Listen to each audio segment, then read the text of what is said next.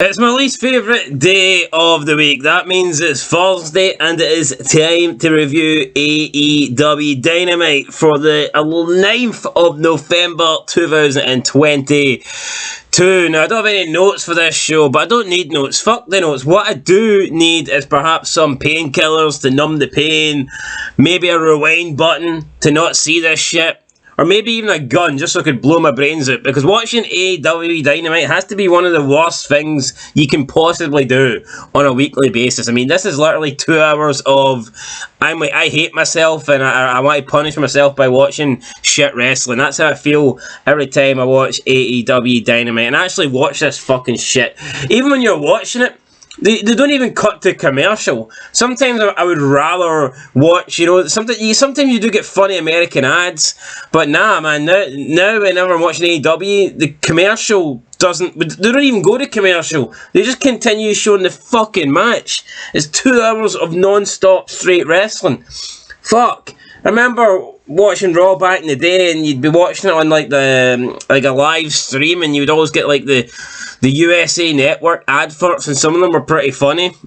Fuck, some of the adverts were better than Raw, and this is like 12, 13 years ago, when wrestling was actually alright.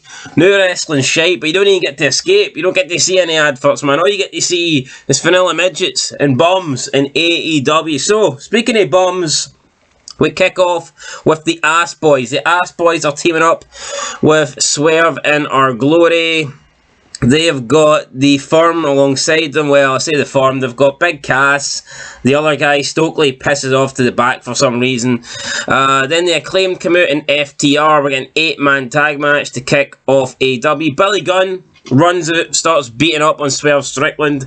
He gets pulled apart from Swerve. And I guess this made sense considering we're supposed to believe that Swerve, cut Billy's fingers off or something like a couple weeks ago. I don't know what he done, but he kidnapped him and he was scissoring his fingers. So I guess Billy Gunn wants revenge, and the way he ran out and just got involved here, I'll give them credit for actually doing something that makes sense in the wrestling world, because a lot of times AEW do not do that.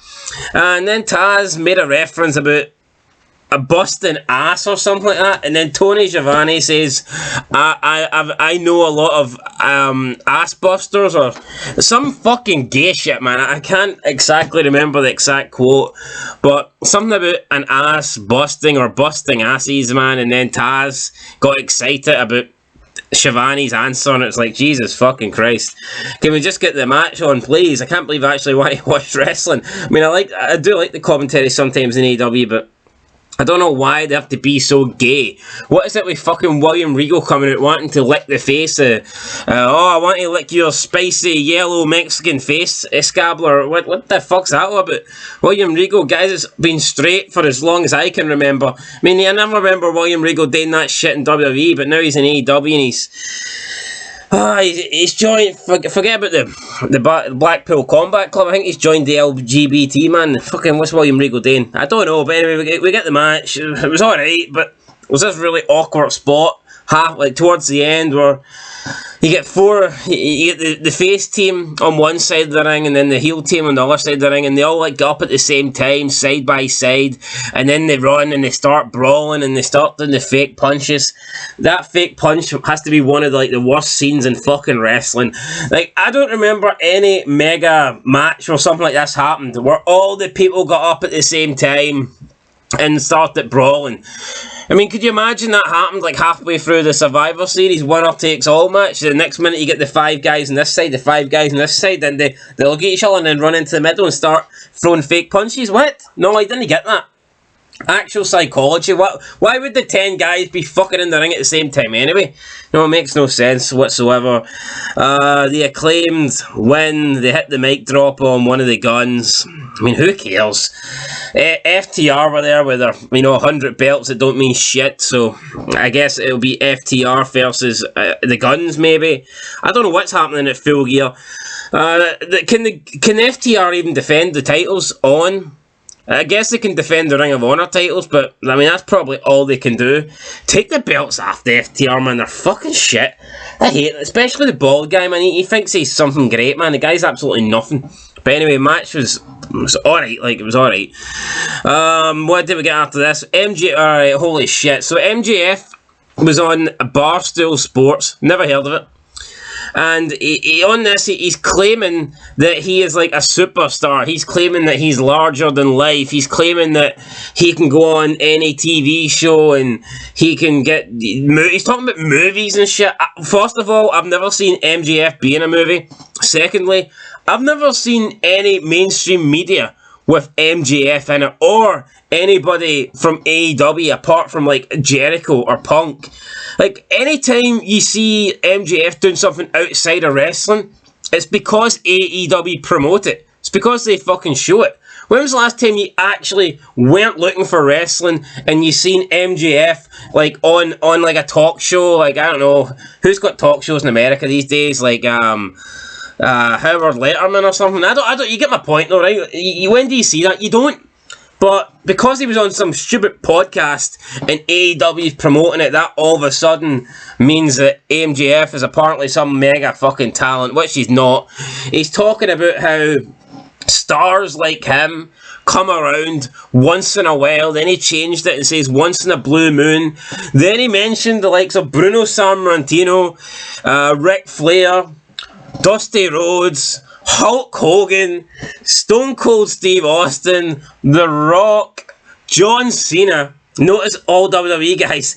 And then he said himself, he put himself in the same category as those guys, and he says, come Full Gear, he's going to be the next, the next fucking Austin, the next Cena. I mean, how? There's been about 50 guys, I would say, there's been about legit 50 guys that have debuted after Cena that would have more of a case of being the next generational talent than MJF does.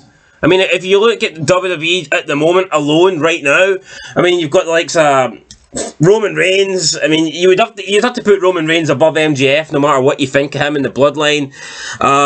Bray Wyatt, I would have to put Bray Wyatt above MJF, considering, everything that he's done since he debuted it. CM Punk, a guy that has literally just left AEW, come on. CM Punk was fucking neck and neck with Cena in shirt sales. What's MJF ever sold? Fuck all. And that's, strange coming for a Jew, because normally they do sell, but, the guy's done nothing. The guy is, and for him to put himself in that category with the likes of Austin and that, man, I mean, how can you even take this seriously? That is phony. I mean, if you needed proof that wrestling's fake, there it's there. MJF compares himself to all these great generational talent. Fuck me, he's not even a Cody fucking Rhodes, man. He's nothing. The guy is shit. Yeah, he thinks he's the next breakout star. I mean, how many followers has he got on Twitter? How many followers has he got on Instagram? Apart from AEW, he's not a household name. Now, apart from AEW fans, there'll be a lot of people that watch WWE that don't know who MJF is. But he thinks he's the biggest star since Cena, and that his win against Moxley is going to, it's going to fucking prove that. Then he said that Moxley's not got an athletic bone in his body, which I totally agree with, actually. He's correct on that one.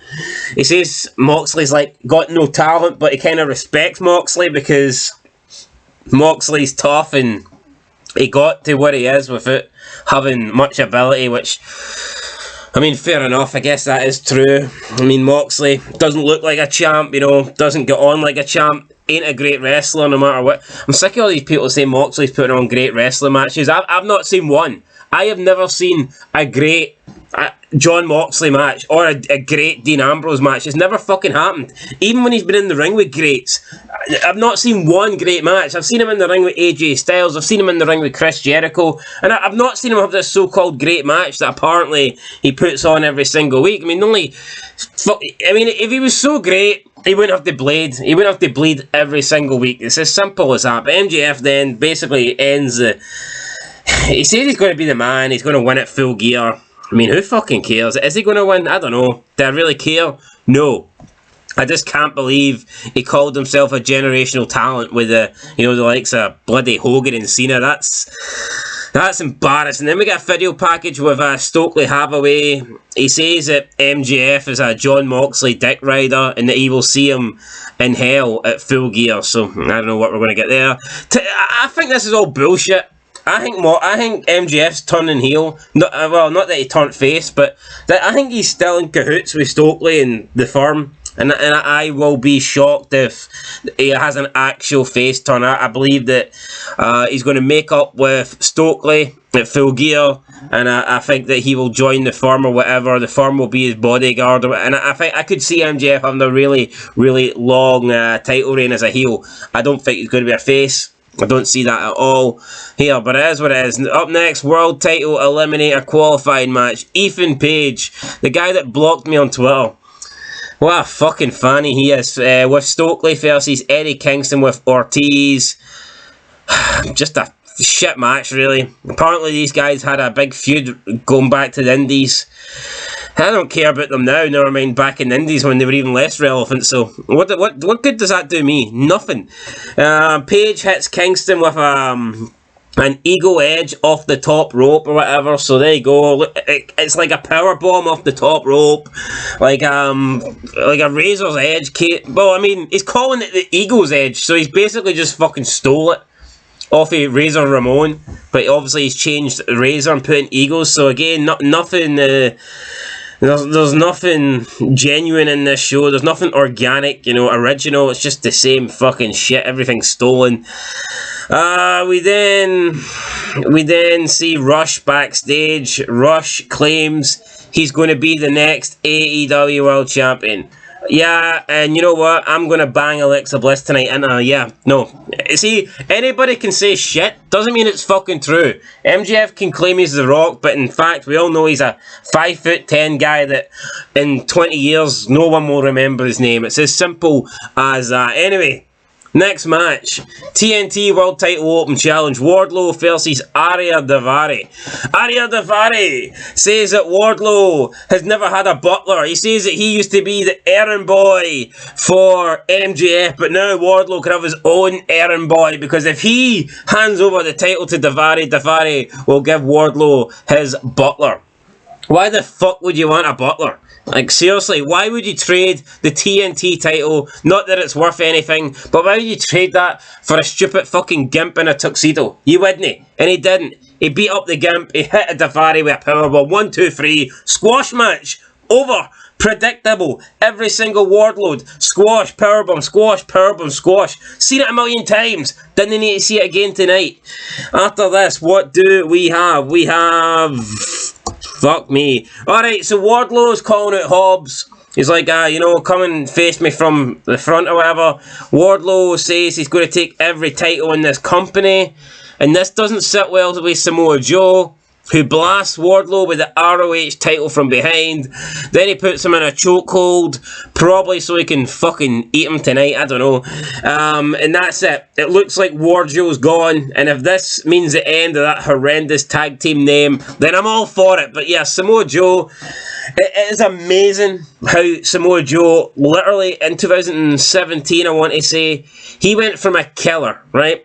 Paul Heyman was putting this guy over as someone that could legitimately and genuinely challenge Brock Lesnar and beat Brock Lesnar the Beast. Back when Brock Lesnar, let's be honest, didn't really lose. So Paul Heyman done a great job of that. And yeah, WWE booked him pretty strong. But ever since that feud, what has Samoa Joe done? Apart from be a fat bastard, what is Samoa Joe doing? You tell me. The guy is fucking horrendous. He's holding the Ring of Honor TV title. And what does it mean? It means nothing. I've got belts in my wardrobe that mean more. I mean, he beat some Japanese guy that nobody's heard of to win the belt. I mean, Ring of Honor's not even a thing anymore. It's just another fucking toy that Tony Khan used his dad's money to purchase. Why do we care about Samoa Joe? Newsflash, we fucking don't. I'm sorry, man, this show's... I need to stop watching AEW, man. I'm being serious. I mean, some people say they like the reviews and stuff like that, but I don't like watching it, I'll be honest. I do like making content. I love making vids. I do actually like bashing stuff and ranting on stuff, but AEW is that bad that I don't know if I want to rant on it anymore. I don't. Maybe put a poll up, man, because I don't know if I can take this every week. We then have Shivani in the ring. Britt Baker and Saraya are there. Saraya says that she has seen the doctors after MRIs, and unfortunately for Britt Baker, she's 100% cleared. So Saraya gets a bit emotional, or Saraya, whatever the fuck she's called, gets a bit emotional delivering the news. I'm getting emotional watching this, guys. 2 minutes, man. I need to take a drink here. It's not quite a Steve Weiser, but it's a can of 7-Up, and you know what? This there's no way this show's not getting 7 thumbs up, I'll tell you that right now. But yeah, Britt Baker says that Saraya is everything that Britt wishes she could have been. Oh wait, did I get that right? No, I didn't. Hold on. Baker takes the mic and says that she's disposed of plenty of superstars who came into the house that Britt built. Britt says Saraya is everything that... No, wait. Britt says that she is everything Saraya wishes she could be. And like, this didn't make any sense, because like Britt Baker's talking like she's a household name. She's talking like she's like made it, she's established. In reality, she's not. What's Britt Baker ever done? She's talking as if she's this great women's wrestler. No, bitch, you fucking bled for a bit, and then people pretend that you were over, and you were the best. You were the top woman in a horrible division. That's it, right? There was no one else. You were the top woman in an awful division. That's it. Simple as that. You're not great. You're nowhere near great. If Britt Baker was in WWE, she'd probably be feuding for the 24/7 title. She'd be picking out the trash can, even though Nikki Cross missed the trash can. But it's kind of weird. Britt Baker's talking to Saraya as if Saraya's like a washed-up has-been when she's actually younger than Britt Baker, but... I mean, whatever. Then Britt Baker says, I regret to inform you that we don't take walk-ins, so bitch, make an appointment. And the delivery of this line was absolutely horrendous. Bitch, make an appointment, man. Really? Really? So what do you mean we don't take walk-ins? So, first of all, she's already in the company. So, but you say make an appointment. So does that mean if she makes an appointment, you will give her a future match, but you won't give her one right now? I mean, what was she going for here? This is a terrible promo. Saraya then says that Britt's been handed everything because of Tony Khan, and she's been fed QT's trainer. So yeah, basically, Paige saying that the people that Britt Baker beat aren't even that good. You know, it's just bums that QT trained and people that shouldn't even be on TV, which I guess is kind of true. But yeah, I noticed when Britt Baker was talking about how she has disposed of plenty of superstars. It's another dig at WWE, and there was multiple digs at WWE tonight, and like, it's sad, man. It's every single week they have to mention the WWE. I just don't get it. Saraya says that Britt's only been doing this for 3 years. She says she's been doing it for 30 years. She's been in the business for 30 years, and she's been wrestling for like 16. What else does she say? She says that she's battled everything. She battled public, public humiliation. She's battled drug addiction. She says Britt Baker doesn't have a clue what it takes to make it. She says this is her comeback story in the biggest match of Baker's career, and at Full Gear, she's gonna, she's gonna beat her or whatever. Oh, let's be honest, right?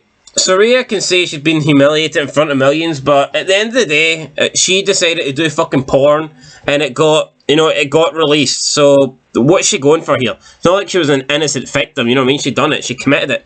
That's what it is, but I just don't know why she's... It's all like fucking... It's all victimhood mentality here, you know? Oh, I battled a drug addiction. I was humiliated. Look, who sucked the dick and who took the drugs, right? It was Paige on both occasions, so shut the fuck up, just have the match, and hopefully your back doesn't blast into 2 million pieces, alright? That's the only thing I'm going to say about this now, because I'm getting tired here, guys, man. Getting tired, just want to move on. We have Trent versus Jay Lethal. Oh my god. Jay Lethal beats Trent, and then it gets announced at Full Gear we're having a tag team match. It's going to be Jay Lethal and Jeff Jarrett versus Sting and Darby Allin. Why the fuck do we need to get Darby Allin? Can it not just be Sting versus Lethal, or Sting versus Jarrett? Or can Ric Flair come back and team up with Sting? I mean, at least that, I would take that. Ric Flair takes Darby Allin's place. Sting could carry the match and Ric Flair could just stand on the apron, pass out. That would be great. But no, we're getting skateboard fucking emo boy with he wears the... Why does he legit wears girls' fucking tights and he gets away with it? I don't get it. I mean, this is a guy proclaiming to be a professional wrestler, man. He's wearing fucking leggings, man. What a joke. What an absolute joke. What else did we get? Right, so Jeff Jarrett grabs the mic. He says that he puts over Lethal, says that Lethal's beat Ric Flair. Lethal's been a Grand Slam champion in Ring of Honor. Wow, Lethal won 3 belts. It don't mean shit. That's so impressive. Then he says that he's working with Dutt because Dutt is got 174 IQ. I highly doubt that. 174 is special. Look, if you had 174 IQ, you wouldn't have been in fucking TNA, and now you wouldn't be in AEW. You probably wouldn't be in wrestling in general. You know, if you had 174 IQ, you'd be doing something. You'd have created a business, or you wouldn't be wrestling with less than 1 million fucking people. Speaking of 1 million people, Jeff Jarrett said that everyone was excited to see the return of the Outlaw based on the 1 million views that apparently his debut in AEW got on YouTube. So apparently the video got 1 million views, and it's like, really? A million now is considered a lot, a big number for someone that's supposed to be a legend, someone that's supposed to be like known. Oh, watched around the world and all that shit, and they're marking it over 1 million views on YouTube.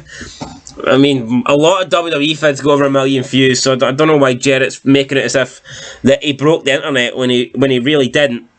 Then he says that the big Indian dude's massive. He said it's a legit 7'5" giant, not just some guy that is dressed up in red skinny jeans.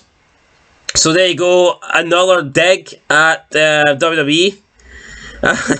Not a monster in tight pants. Yeah, so he said he's on about him wearing so he said, yeah, he was on about the guy wearing like red skinny jeans, and then he said that Santum is a legit giant, not some monster in tight pants being produced by Banana Nose.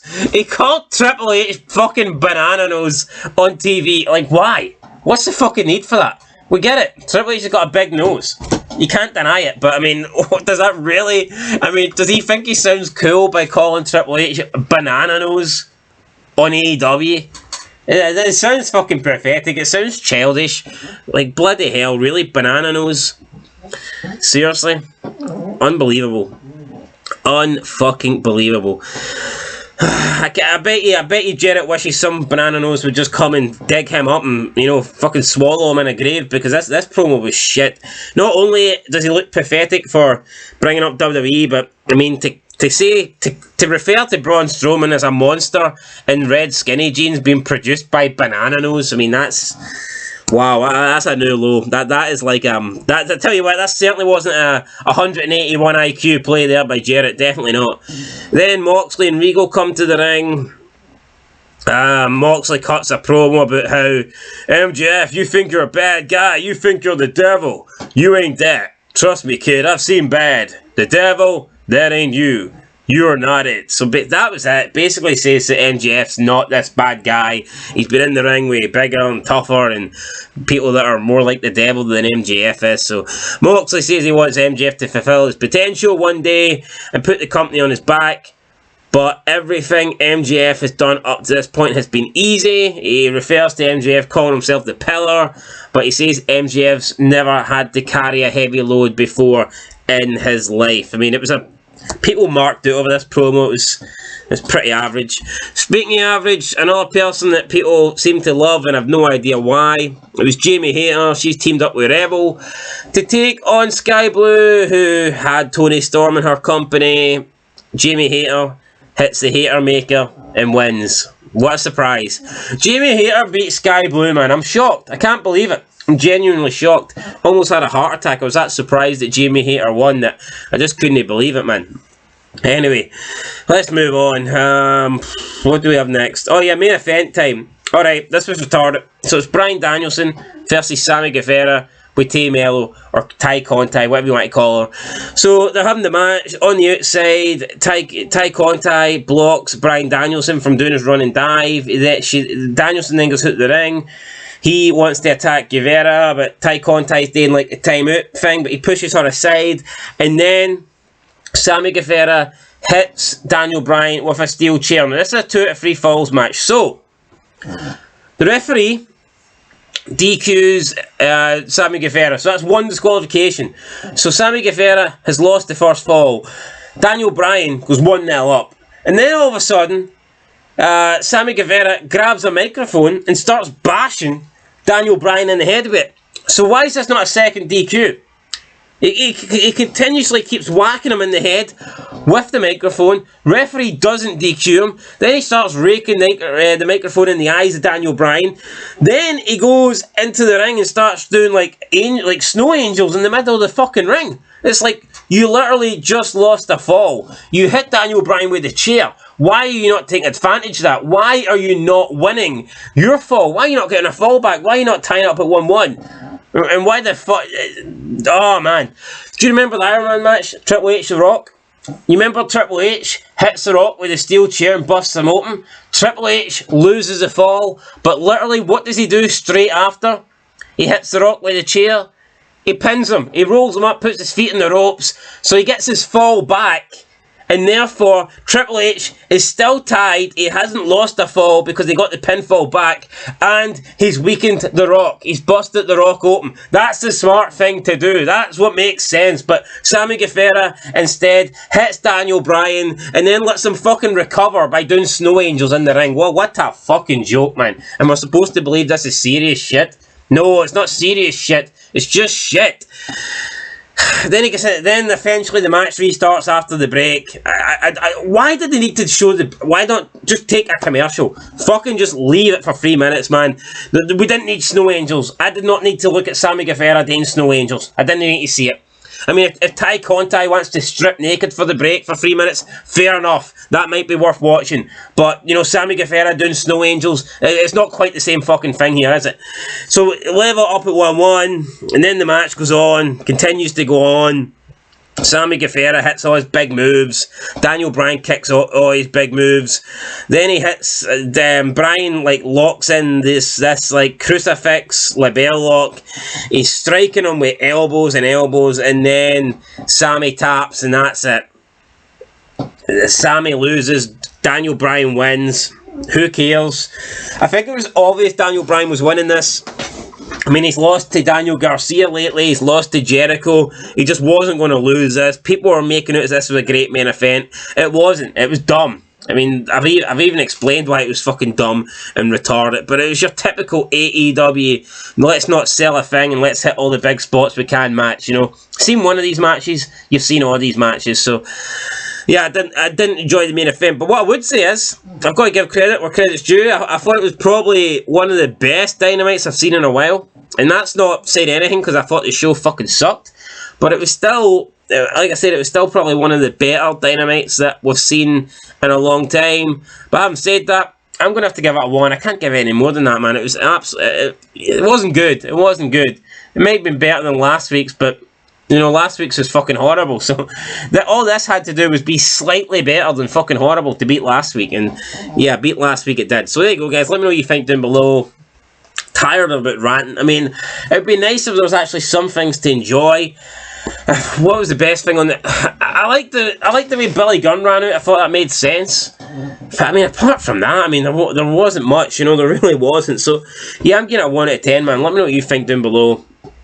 And I can't believe MJF thinks he's a fucking Rock, man. What an absolute joke. What a joke, man. MJF's nothing. He's not. He's not Austin. He's not The Rock. You know, fucking... I don't get it, man. I don't get it, guys. Let me know what you think down below. I can't even stand it. I don't even like MJF anymore. I hope he beats Moxley, but... Honest to God, I don't really care, and I probably won't be paying for this shit either. That's it, guys. Catch you in the next one. Till then, peace.